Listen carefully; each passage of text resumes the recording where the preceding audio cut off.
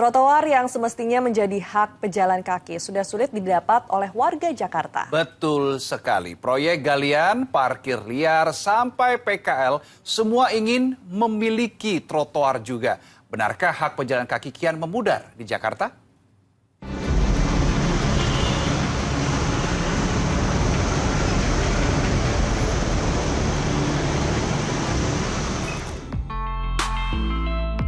Siapa sih yang nggak ingin punya trotoar kayak gini? Jakarta punya kok. Tidak di semua tempat sih, tidak di semua jalan besar pula. Ini salah satunya, di Blok M, Jakarta Selatan. Pelebaran jalan trotoar bahkan sampai 5 meter lebih sebenarnya sudah dilakukan oleh Pemprov Jakarta. Tapi bisa dilihat sendiri, kanan kiri bukannya untuk ruang pejalan kaki, malah diisi oleh parkir motor liar. Kalau sudah begini, ujung-ujungnya pejalan kaki lah yang harus ngalah lagi.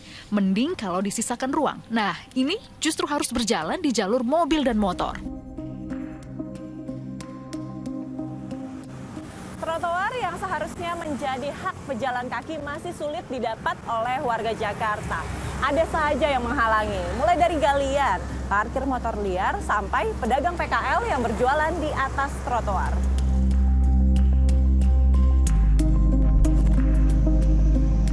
Pembenahan trotoar memang jadi salah satu target Pemprov Jakarta untuk memberikan hak bagi pejalan kaki. Lah, guiding block jalur untuk tunanetra jadi terhalang begini.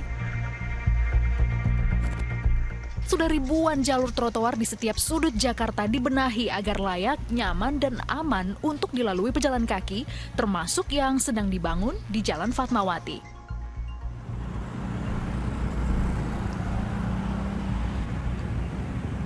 Ya, proyek galian di atas trotoar juga menjadi salah satu masalah. Selain menyulitkan pejalan kaki untuk susah lewatnya, tetapi juga berimbas ke lalu lintas karena proyek memakan badan jalan, jadi lalu lintas pun semakin macet.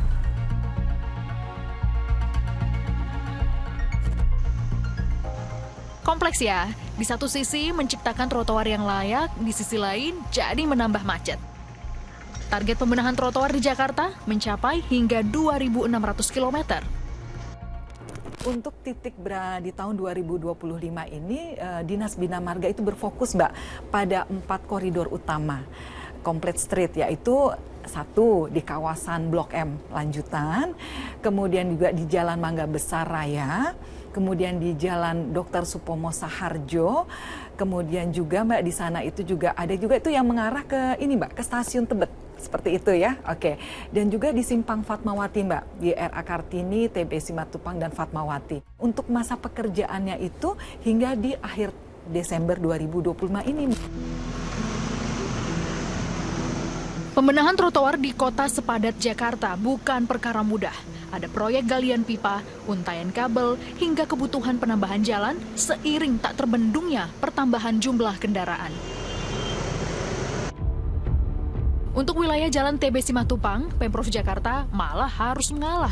Trotoar yang katanya jadi hak pejalan kaki justru dipangkas demi alasan mengurai kemacetan. Jadi di Jakarta sekarang ini, di daerah-daerah yang tidak ada proyek strategis nasionalnya, segera kami lakukan. Dan kami kan sudah melakukan untuk itu. Termasuk memasukkan kabel-kabel yang di atas permukaan ke dalam. Sekarang sedang kita mulai untuk itu. Lalu apakah sesulit itu jadi pejalan kaki di kota Jakarta? Mungkin kalau misalnya yang mulai masuk yang arah-arah ASEAN atau Blok M itu udah mulai agak mengecil gitu ya. Terus juga udah gitu kan mungkin ada pedagang-pedagang kaki lima juga yang pernah ngalamin sih waktu fasilitas yang di trotoar itu ada yang bolong. Terus kejadian sih ada yang keplikek kakinya jatuh. dibenerin jalannya jadi biar nggak bolong-bolong, takut kepleset kan kalau lagi hujan licin. Agak sulit ya karena dihalangi oleh pedagang kaki lima dan kendaraan yang sering juga mengambil trotoar di jalurnya gitu.